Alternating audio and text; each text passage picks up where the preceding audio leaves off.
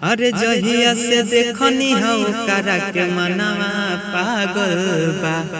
ए सखी छौड़ा डीजे वाला से हमर दिलवा लागल बा। ए सखी छौड़ा डीजे वाला से हमर दिलवा लागल बा। तो जी हाँ, नमस्कार दोस्तों, मैं राइटर विक्की विद्यार्थी आप लोगों का स्वागत करता हूँ आप ही के यूट्यूब चैनल विक्की विद्यार्थी टॉपिक में। तो आज आप लोगों के लिए कौन सा ट्रैक पर गाना लिख करके लाए हैं, आप लोग थिम्बल देख करके समझ ही गए होंगे। तो चलिए बिना टाइम वेस्ट करते हुए सुनते हैं गाने का मुखरा कैसा। जहिया से देखनी हो करा के मनवा पागल बा।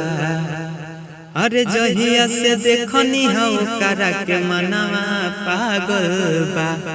ए सखी छौड़ा डीजे वाला से हमर दिलवा लागल बा। ए सखी छौड़ा डीजे वाला से हमर दिलवा लागल बा। तो दोस्तों गाने का मुखरा कैसा लगा?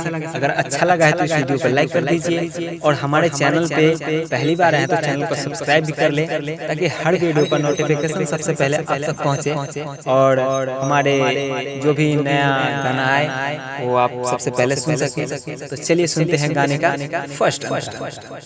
माथावा में बांधे जबल लकी गमछिया बड़ा निक लागे सखी ऐठल मछिया। इसको दो बार गाना है, उसके बाद है दिलवा भइल चित चोर मोरे राती में जागल बा।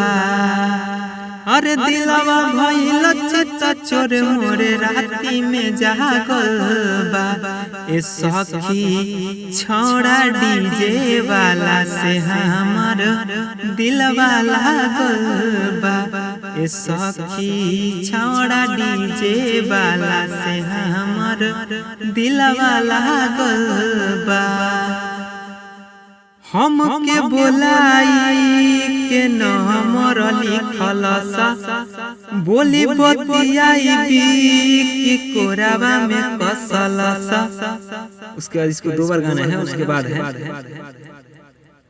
प्यार के निशानी हमर देखो कर सटावा पे छापल बा। अरे प्यार के निशानी हमर देखो कर ओठवा पे छापल बा। ए सखी छौड़ा डीजे वाला से हमर दिलवा लागल बा। ए सखी छौड़ा डीजे वाला से हमर दिलवा लागल